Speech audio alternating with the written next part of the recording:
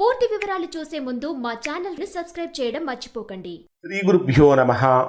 శ్రీ మహాసరస్వత్యై నమః. ఓం నమః శివాయ.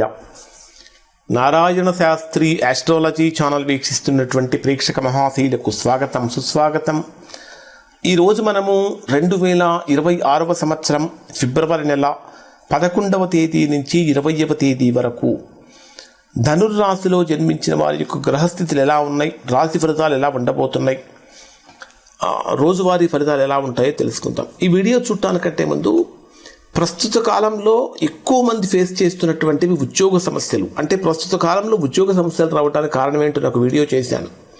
అలానే ఇంకా ఎక్కువ మంది ఫేస్ చేస్తున్న సమస్యలలో మరొకటి ఏమిటంటే ప్రస్తుత కాలంలో వివాహ సమస్యలు రావడానికి ఏ దోషాలు కారణమవుతాయి, ఏ గ్రహ దోషాలు కారణమవుతాయి అనే వీడియో కూడా చేశాను. అలానే ముహూర్త బలం, అంటే ముహూర్తం కనుక బలంగా ఉంటే మనము చేసే ఏ పనైనా సరే ఎంత గ్రాండ్ సక్సెస్ అవుతుందనే ఒక వీడియో కూడా చేశాను.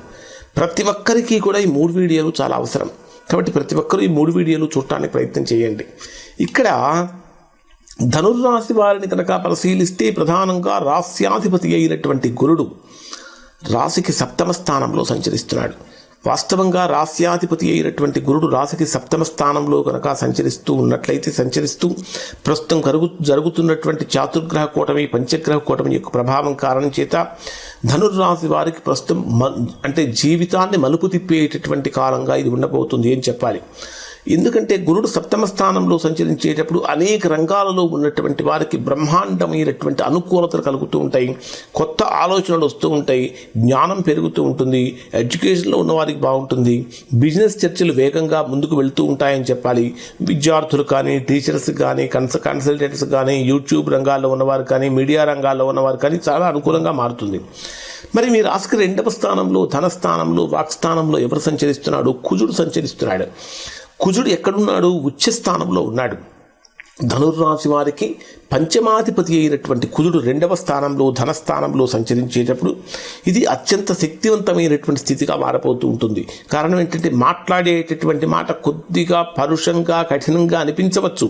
కానీ అలా మాట్లాడకుండా సున్నితంగా ఉండే విధంగా ధనుర్రాశి వారు ప్లాన్ చేసుకోవాలి.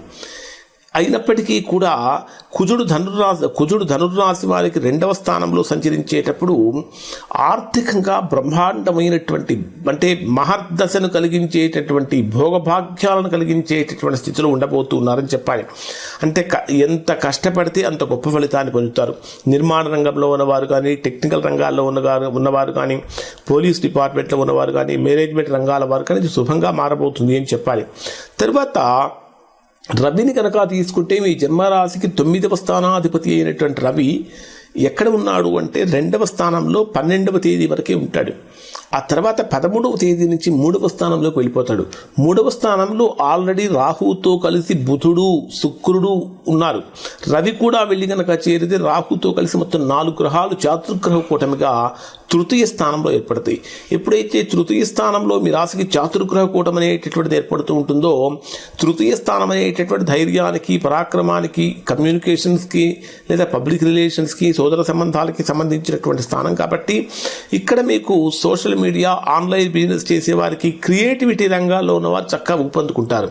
అన్నింటికంటే ప్రధానం ఏమిటంటే ప్రేమ సంబంధాలలో ఆకర్షణ పెరుగుతుంది, కానీ మాటలలో అపార్థాలు కలిగే అవకాశాలు ఉంటాయి.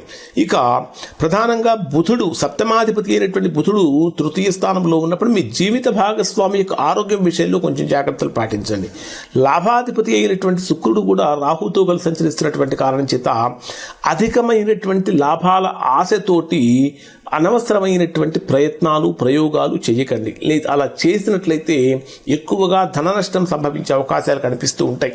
తర్వాత రవి కూడా సంచరిస్తున్నటువంటి కారణం చేత రవి రాహు గ్రహాల యొక్క కలయిక పితృదోషాన్ని కలిగిస్తుంది.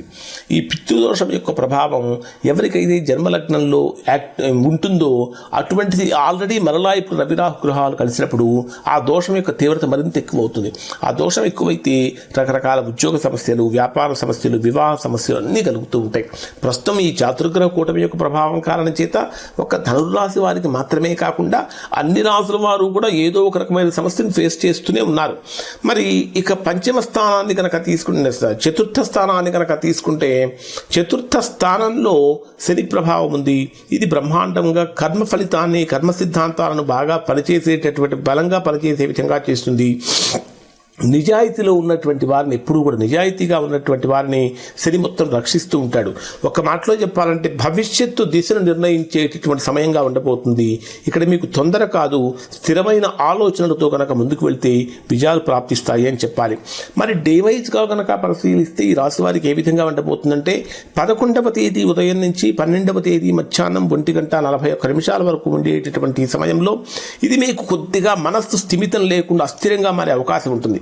ఏదో అశాంతి కనిపిస్తూ ఉంటుంది, ఖర్చులు పెరుగుతూ ఉంటాయి, నిద్ర పట్టదు, ఒకే సమస్య గురించి పదే పదే ఆలోచించాల్సి వస్తూ ఉంటుంది, కొన్ని టెన్షన్స్ పెరిగిపోతూ ఉంటాయి.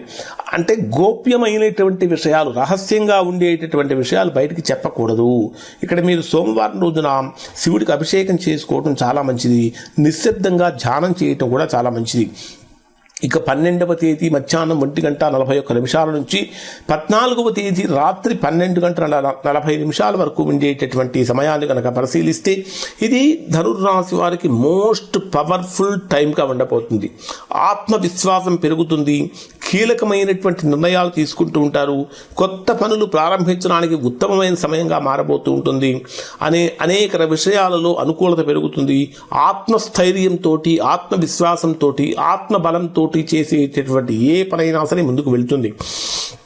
14వ తేదీ రాత్రి 12:40 నుంచి ఇక 17వ తేదీ ఉదయం 9:04 వరకు ఉండేటటువంటి సమయంలో ఆర్థికంగా బ్రహ్మాండమైనటువంటి అనుకూలత పెరుగుతుంది. ముఖ్యంగా చెప్పాలంటే ఆర్థిక విషయాల మీద ఎక్కువగా ఫోకస్ చేసే అవకాశం ఉంటుంది.